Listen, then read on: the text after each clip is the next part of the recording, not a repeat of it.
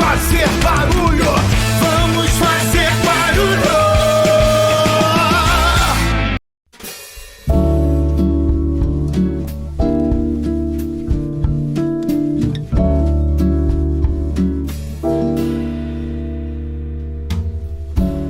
Todo mundo tem um pouquinho de pecado escondido bem no fundo. Todo mundo tem um amor mal resolvido que jamais foi assumido. Medo de ter se enganado, medo do vazio de não se ter amado.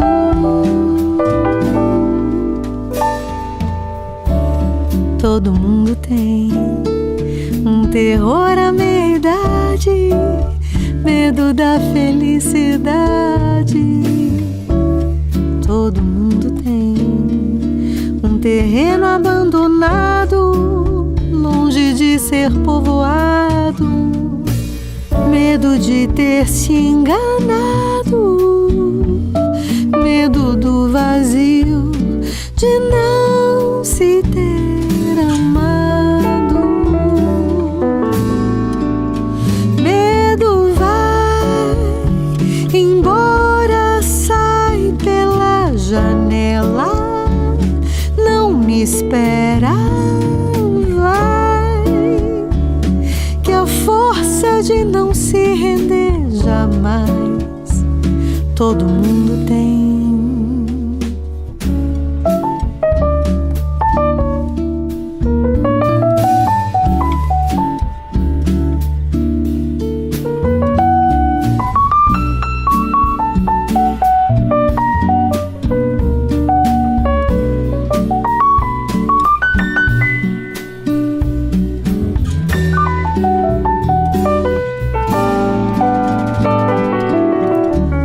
Todo mundo tem um terror à meia-idade, medo da felicidade. Todo mundo tem um terreno abandonado, longe de ser povoado, mas o tempo é perdoado se o amor enfim abraça o medo alado. Medo vai embora, sai pela janela, não me espera, vai, que a força de não se render jamais. Estamos cada vez mais próximos da Jornada Mundial da Juventude. Vai acontecer esse ano em Lisboa, Portugal, de 1º a 6 de agosto. E a comunidade Shalom preparou pacotes especiais para te levar e vivenciar toda a experiência de estar como igreja aos pés do Santo Padre. Eu já tive a oportunidade de ir para 3 Jornadas Mundiais de Juventude. Foi muito bom, não me arrependo de jeito nenhum. Se Deus quiser, vou para a 4ª agora, se Deus me permitir. E realmente é uma grande experiência. Inclusive, para aqueles que desejarem, vou falar agora de como você pode participar. Existe a possibilidade de chegar ainda antes para a chamada pré-jornada, os dias nas dioceses. A comunidade Shalom vai viver a pré-jornada na cidade de Braga, dos dias 26 a 31 de julho. E com certeza vai ser muito bom. São dias de experiência vivificante com a evangelização, de conhecer a igreja local, enfim, já aquecendo o nosso coração para a Jornada Mundial da Juventude. E com a comunidade Shalom você tem direito a tudo, o pacote que cabe no seu bolso, no seu estilo de vida. Tem aquela galera que é mais mochileira, né, mais aventureira. Tem aquela galera que gosta também de ter um pouco mais de suporte, não quer assim viver muitas emoções. Mas você pode contar com tudo: alojamento, alimentação, transporte, seguro, viagens, para você ser peregrino SH. Não precisa ser membro da comunidade Shalom, não precisa ser de grupo de oração Shalom. Você pode ser quem você quiser, basta querer se unir a nós para viver essa experiência. Eu conheço muita gente que voltou da jornada completamente transformado. Você pode acessar agora peregrinosh.com.br e ver os pacotes disponíveis para que você possa participar, né? Nós estamos aí há alguns meses, estamos no final do mês de maio agora, temos ainda junho, julho, dá tempo de você se preparar para estar na jornada, tá certo? Corre lá e vai no peregrinosh.org, tá certo? Vamos acompanhar agora um teaser da Jornada Mundial da Juventude 2023. Are you ready to say yes? Atenção, senhores passageiros com destino a Lisboa 2023. Por favor, se encaminhar para o embarque.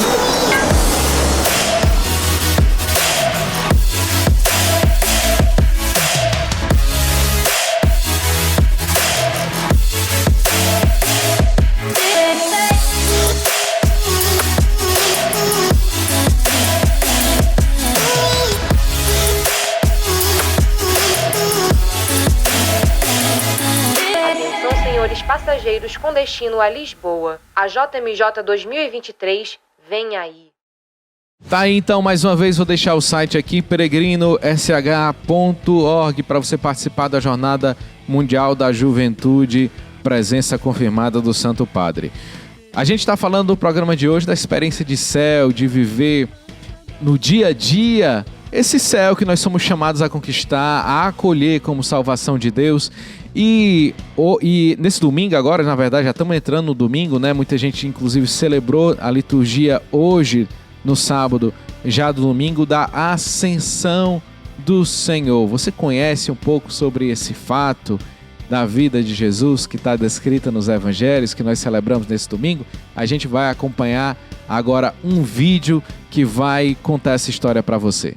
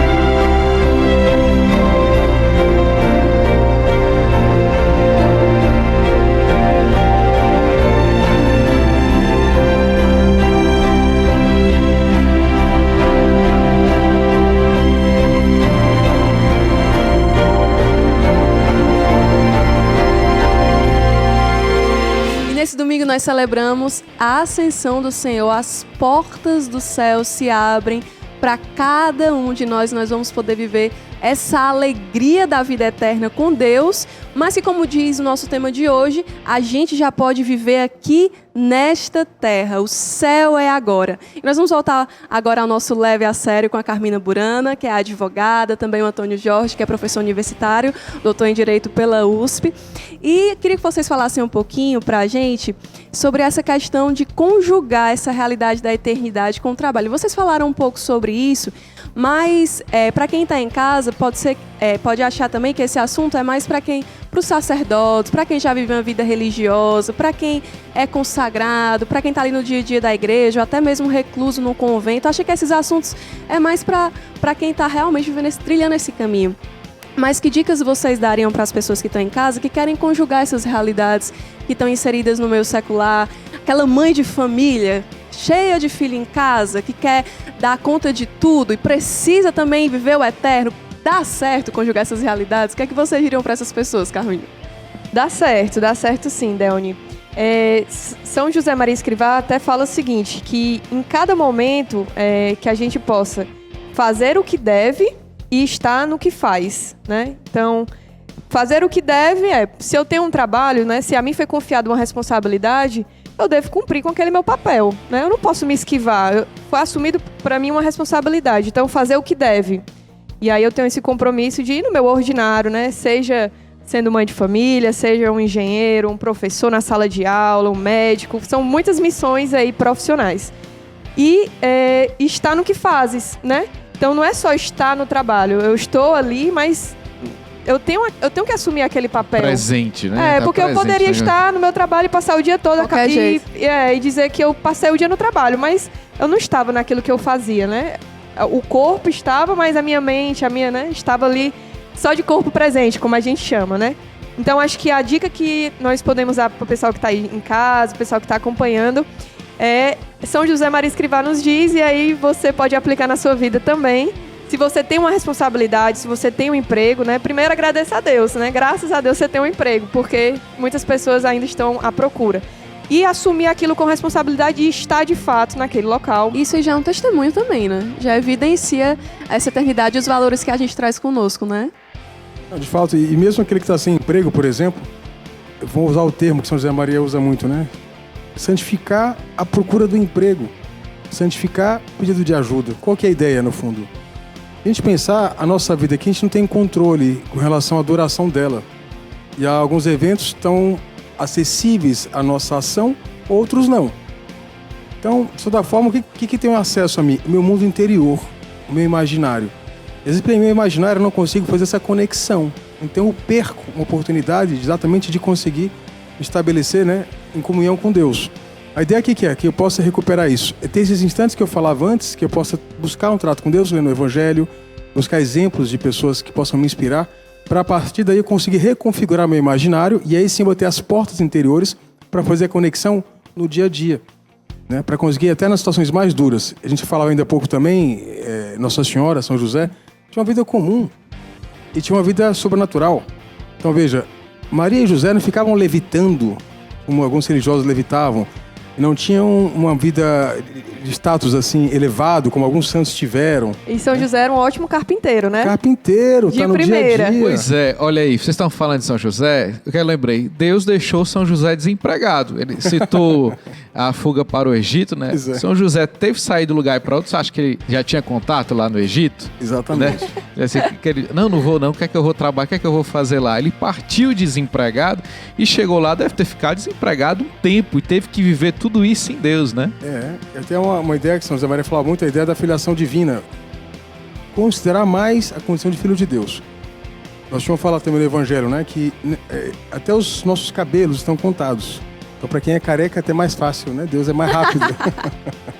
Mas, ou seja, nesse contexto, Deus se ocupa de tudo.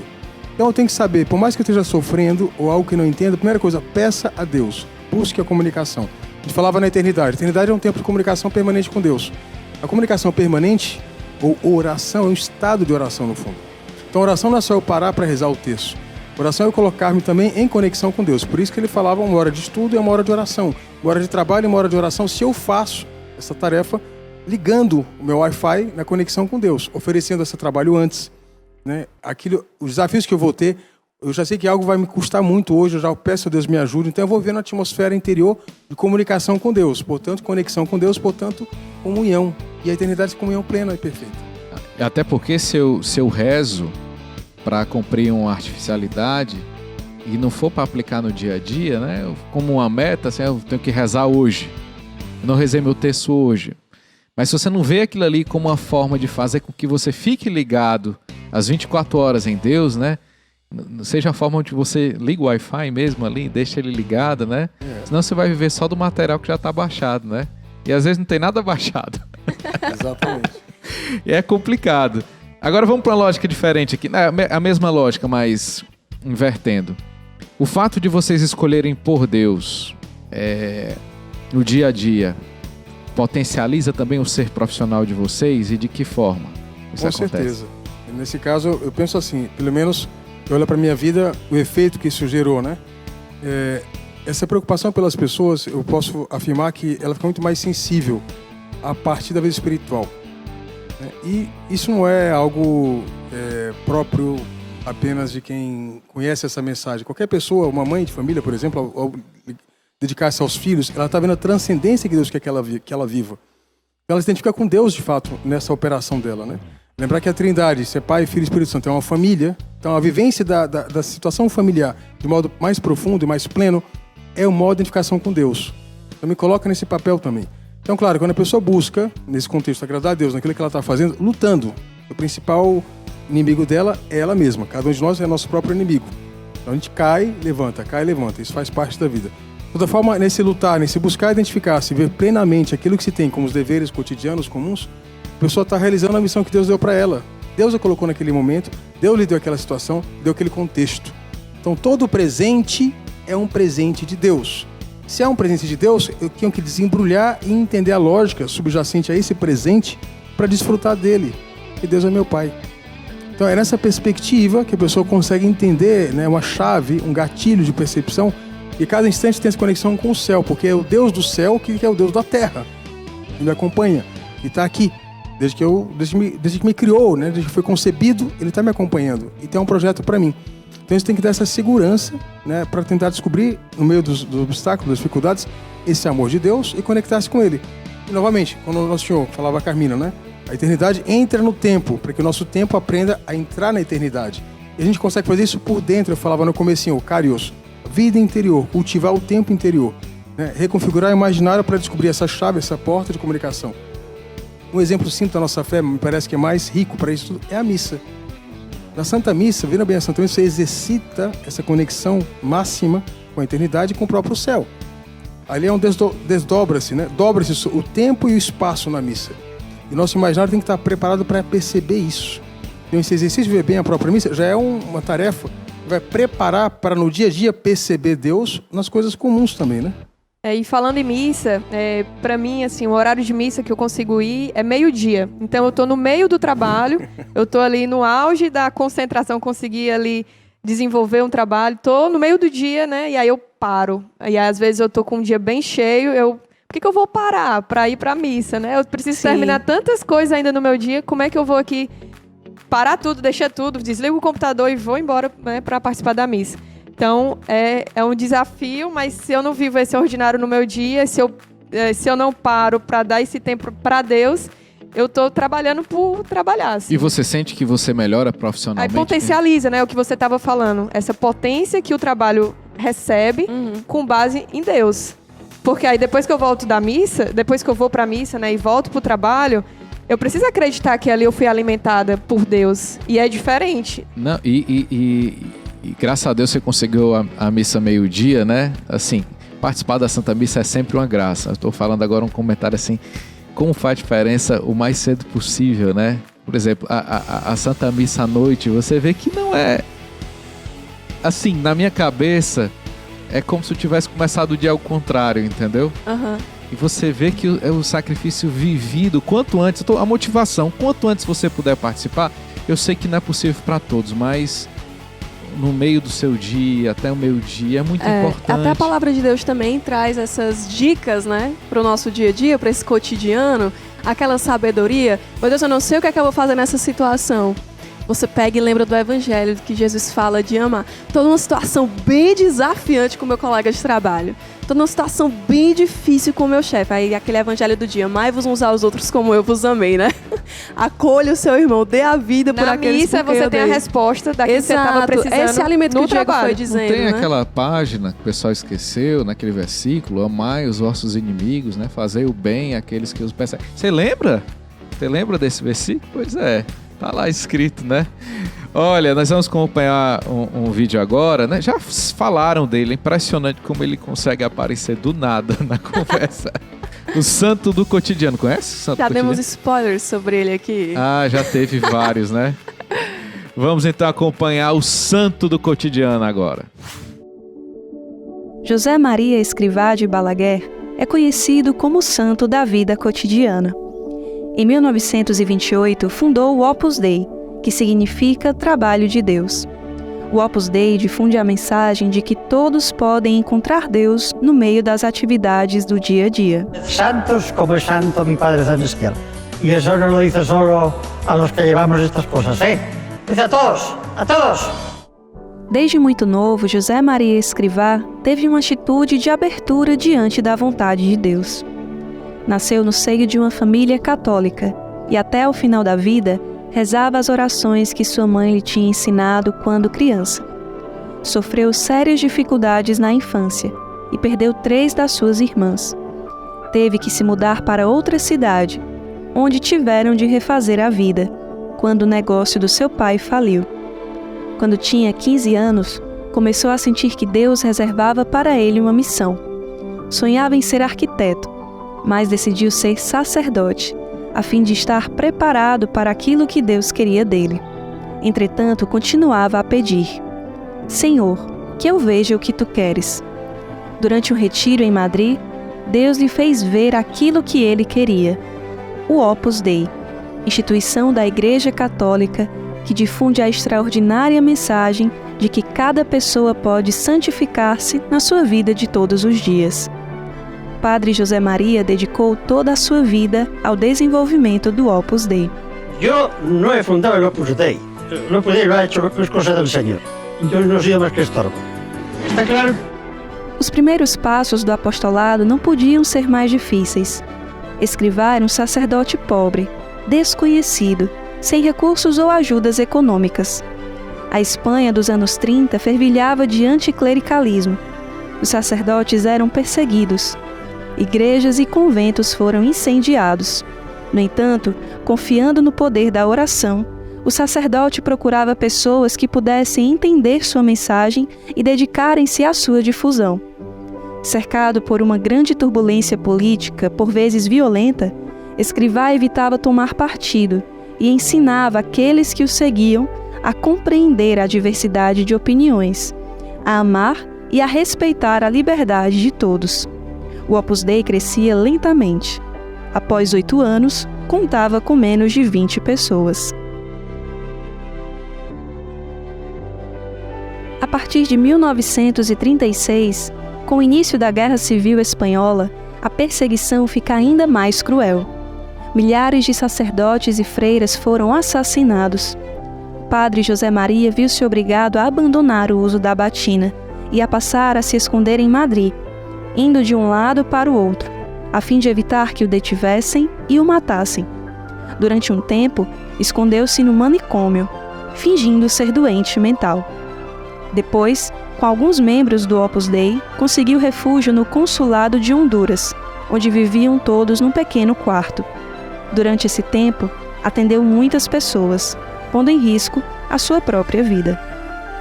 No outono de 1937, viajou disfarçado para Barcelona e ali juntou-se a um grupo que, numa série de perigosas caminhadas pela noite, iria atravessar as cordilheiras dos Pirineus até o Principado de Andorra. Até o fim da guerra, o padre procurava manter o contato com os membros e amigos do Opus Dei.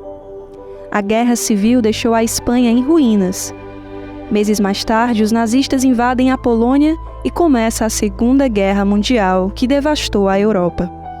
A Espanha manteve-se neutra, mas sofreu uma série de privações e extrema escassez de alimentos.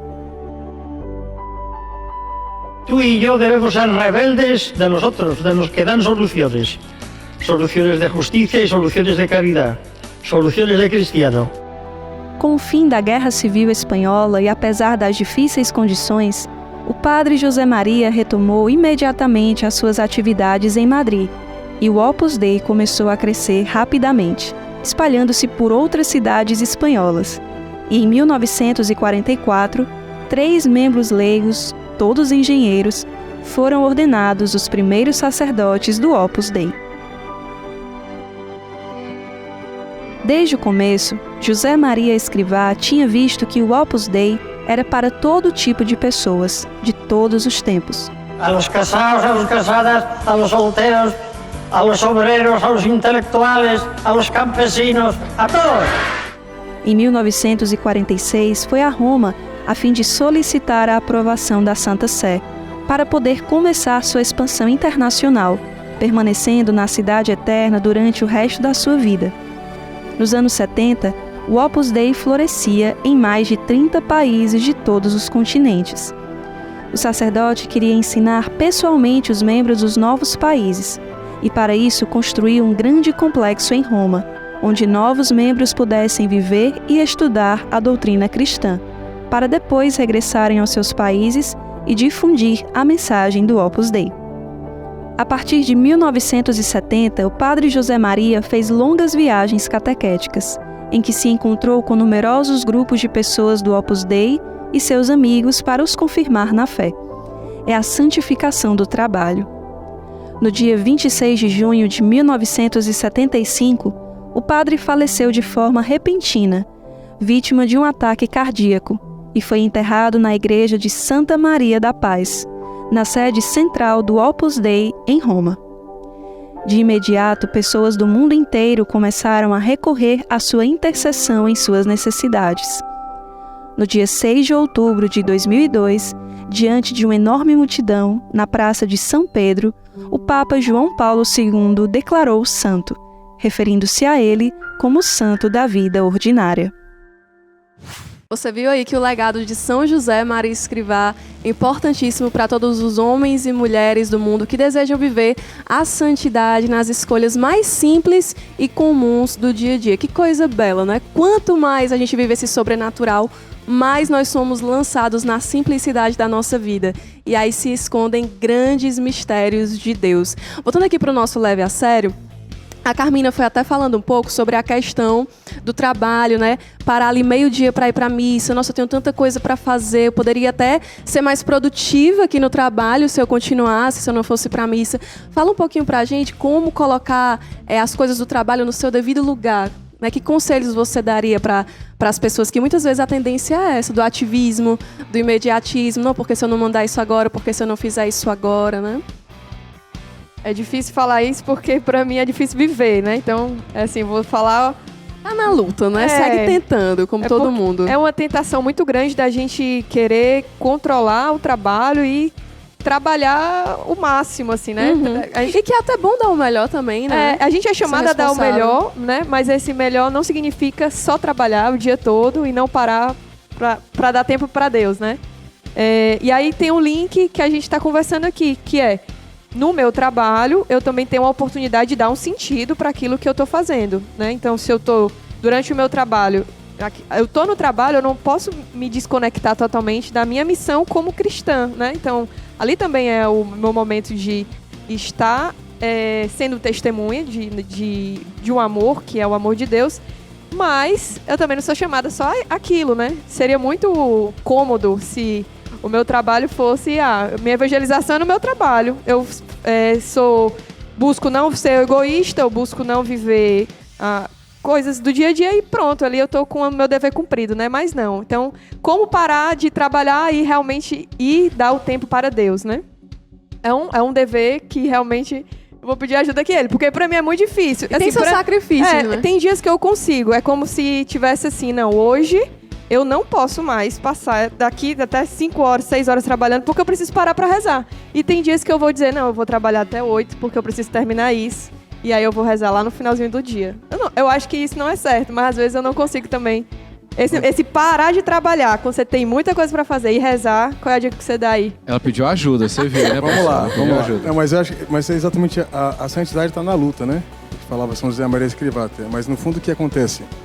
Eu vou usar a metáfora novamente prosaica da alimentação. Você tem que trabalhar, você não vou comer porque eu tenho que trabalhar muito. Mas você come para ter a força para trabalhar. Mais ou menos isso. Preciso nutrir a minha alma para poder a força do espírito fazer parte do meu dia a dia, de modo mais fácil, né? Digamos assim. Então notar essa ideia no fundo, né? Que a gente, claro, Deus nos criou para trabalhar. Tá, já está no Gênesis essa expressão, uti operaretur. São José Maria Escrivá usava bastante essa expressão. Então a vocação do homem é para o trabalho, porque é uma missão de transcender, de servir, preparar bens para os outros, no caso do direito, ajudar a resolver conflitos para fazer justiça.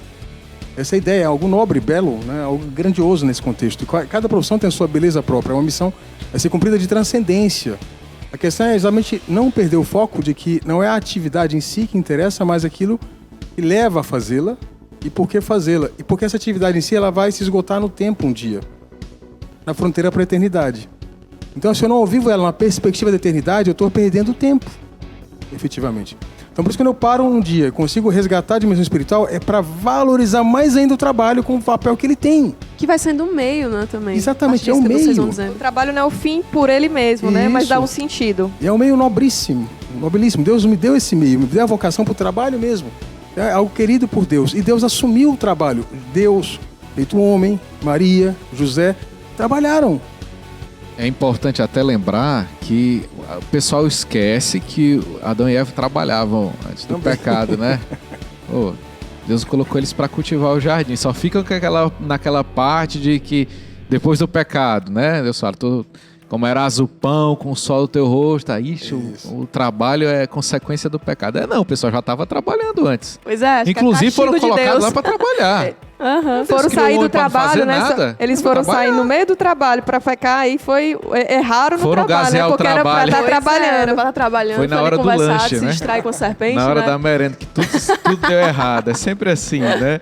Mas, olha, a Carmen tinha falado da Santa Missa e você, professor, tinha falado dessa capacidade de você retornar, né, a Deus. E eu me lembrei de outro sacramento, né? Que não é a Eucaristia, que é o sacramento da reconciliação. Vocês têm aí um caso prático de como aconteceu na vida de vocês, assim? Busquei a confissão, consegui voltar para Deus, consegui dar meu melhor no trabalho? Bom, aí também com certeza, porque pelo menos na confissão, quem experimenta, né, vivencia isso. Aquela sensação de, poxa, eu me reconfigurei. O foco voltou para o que era importante na minha vida. Então dá uma satisfação maior. Então, de certa forma, quando a gente vai deixando de se levar pelo pecado e caímos, somos frágeis, né? Somos humanos nesse contexto. Deus fala, tem mais alegria por um só que se arrependa, que 99 justos que não precisam de arrependimento. Então, quando eu vivo essa parte da fala de Cristo, eu experimento essa alegria de Deus que vem para mim também. Alimenta, a esperança cresce. E a esperança leva o quê? Você a buscar encontrar Deus novamente onde você estiver. Então, às vezes que eu me confesso, eu tenho essa felicidade, cada um experimenta, acho que isso também. E quando volto para o trabalho, o valor daquilo se reacende em outra perspectiva. Então, para mim, essa experiência é comum, né? Habitual, né? Tem até uma situação que aconteceu comigo, falando de confissão, de reconciliação. Tava num dia no trabalho e tava precisando muito me confessar. E aí eu consegui um horário ali perto, numa paróquia perto do trabalho. E eu estava preocupada porque era horário de trabalho, mas era um pouquinho perto do intervalo do almoço. Então eu ia esticar um pouquinho o horário do almoço para me confessar e voltar pro trabalho. Só que eu estava preocupada com o meu chefe, assim, né? Porque eu não tinha combinado e era uma confissão urgente. E aí eu vou rapidinho e volto pro trabalho. E aí quando eu cheguei lá, quem estava se confessando? O meu chefe. Tava lá na fila da confissão. Aí eu, opa, tudo bem? Ainda bem que vocês dois se confessaram nesse dia, nós dois, né? Já Eu disse, não, fosse o porque contrário? estávamos precisando, então foi tranquilo. Então a gente deve sempre, somos todos necessitados da confissão. Eu sei que deve ter gente que deve ter falado, mas aí é porque a realidade de vocês permite isso, né? Sempre isso, né? Sempre a culpa porque o contexto e as circunstâncias do outro são mais favoráveis, né? Mas a gente esquece que nós temos a responsabilidade também e capacidade de interferir né, no nosso dia a dia de forma positiva. Quantas pessoas eu vejo que ao escolher o trabalho ou uma casa onde vão morar, estão sempre pensando, vai estar perto de alguma paróquia, de alguma igreja? Daqui eu vou conseguir, no meu dia, eu vou conseguir participar da missa, tá entendendo? Às vezes a pessoa escolhe ganhar menos, mas para estar num contexto onde vai favorecer, que no final a produtividade dela vai ser melhor, Sim. né? A satisfação dela como ser humano vai ser maior. Então, Deus está nisso tudo aí, né? A gente não foi jogar dentro de um contexto que é o caos agora, né? Se salve, né? Se salve agora e se vire, né? Mas isso é muito importante. Mas que bom, né? Que vocês se confessaram nesse dia aí. Que eu já tava com pena que ela citou o chefe dela. Ele tá assistindo, não, né? Não sei se ele tiver, mas a gente se confessou. É gente já, boa, né, deu estamos tudo reconciliados. certo já, tá ele tudo participa bem. da obra, tá tudo certo. Obrigado, Carmina. Deus te abençoe. Foi muito bom ter você mais uma vez aqui. E também ao professor Antônio Jorge, que a gente deixa as portas abertas aí. Muito obrigado por ter vindo. Eu agradeço o convite de vocês. Eu queria contar aquela história, se vai dar tempo, né? Que era interessante. Mas é só uma imagem que eu acho que me ajudou muito também a entender algumas coisas do cristianismo e de viver o céu agora. Essa ideia. C.S. Lewis, vários conhecem ele. Ele tem uma trilogia fantástica.